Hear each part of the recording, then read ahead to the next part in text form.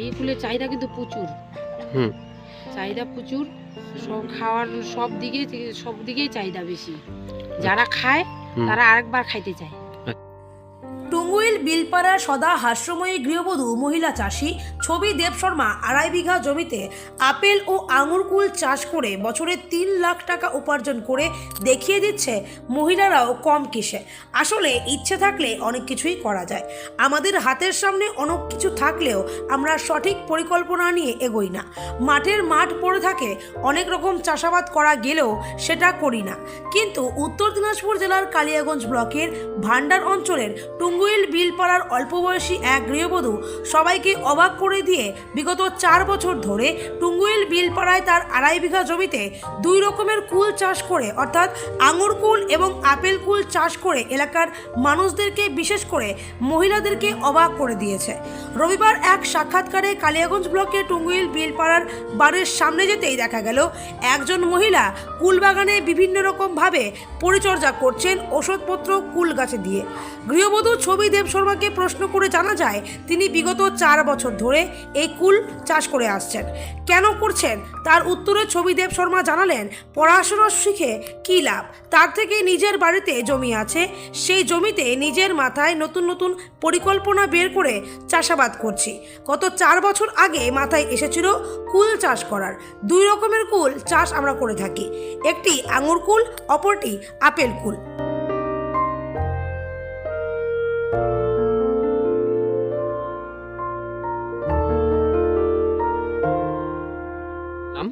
ছবি দেব শর্মা। কি চাষ করছেন? কুল চাষ করছি কত বিঘার মধ্যে? মোটামুটি 2.5 বিঘার মতো। কি কি কুল এটা? আপেল কুল। কয় রকমের কুল চাষ করছেন? 2 রকমের কুল চাষ করছি। তো এই কুলের মধ্যে কি কি ইয়ে দেন, ওষুধ মেডিসিন কি দেন? ও মেডিসিন সাইপ্লাস, সাইজক্স আর হচ্ছে একটা মঙ্গলম।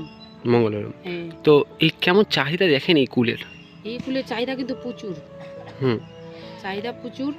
সব খাওয়ার সব দিকেই চাহিদা বেশি। যারা খায় তারা আরেকবার খাইতে চায়।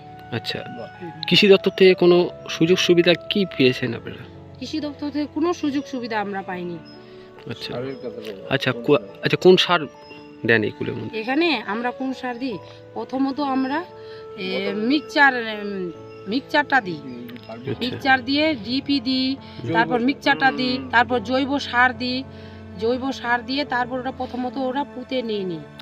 পুঁতে নিয়ে তারপর ওটা মোটামুটি যখন অঙ্কুর আসতে থাকে, অঙ্কুরটা বড় হয়ে যায়, যখন ফুল আসে তখন আমরা এই সাইপ্লাস, সাইজক্স আর মঙ্গলমটা তো পরে ব্যবহার করি বড় হওয়ার জন্য, কিন্তু সাইপ্লাস আর সাইজক্সটাই কিন্তু আমরা ব্যবহার করি।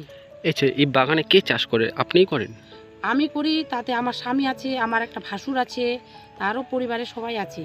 আপনি একটা মহিলা হয়ে যে চাষ করছেন, কতটা নিজেকে গর্বিত মনে হয়? মহিলা হয়ে নিজে আমি চাষ করতেছি, নিজেকে নিজে অনেক গর্বিত মনে করি। চাষ একটা মহিলা হয়ে যদি একটু চাষ করতে পারি তাহলে তো একটা সমাজটা আরও বেশি, সবাই মহিলা ঘরে ঘরে মহিলাগুলো নতুন নতুন জিনিস করতে পারবে। নতুন নতুন জিনিস করে সবাই একটু দেশটাকে একটু উজ্জ্বল করতে পারবে। যে এমন চিন্তা ভাবনা কেন আসলো আপনার মাথায়? হ্যাঁ, কিভাবে এই চিন্তা ভাবনাটা আসলো আপনার মাথায়? আমার মাথাতে কিভাবে চিন্তা ভাবনা আসলো, দেখতেছি যে পড়াশোনা করে তো কিছু আর হচ্ছে না, তো ভাবতেছি যে এখন কৃষি কাজ করে দেখি যে কিরকম হয়। দেখতেছি কৃষি কাজে ভালো আছে, ভালো ইনকাম আছে, তো দেখি আরো নতুন নতুন জিনিস তৈরি করি। তো নতুন মনে হচ্ছে যে আমরা কুলের বাগানে লাগাই।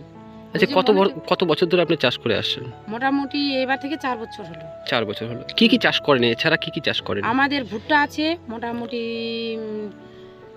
20 বিঘার মতো ভুট্টা আছে। হ্যাঁ, আর কি চাষ করেন? পরে এই শীতের দিনটা চলে গেলে, যখন গ্রীষ্মের দিন আছে, তখন আমরা শাক সবজি করি, চাষ করি। করলা, বেগুন, লাউ এগুলা চাষ করি আমরা। এই যে দুটা বাগান মিলে যে এই কুলের যখন বিক্রি করেন কত টাকা আয় হয়? মোটামুটি 2.5 থেকে 3 লাখ টাকা কামাই হবে, আয় হবে। আচ্ছা, ঠিক আছে।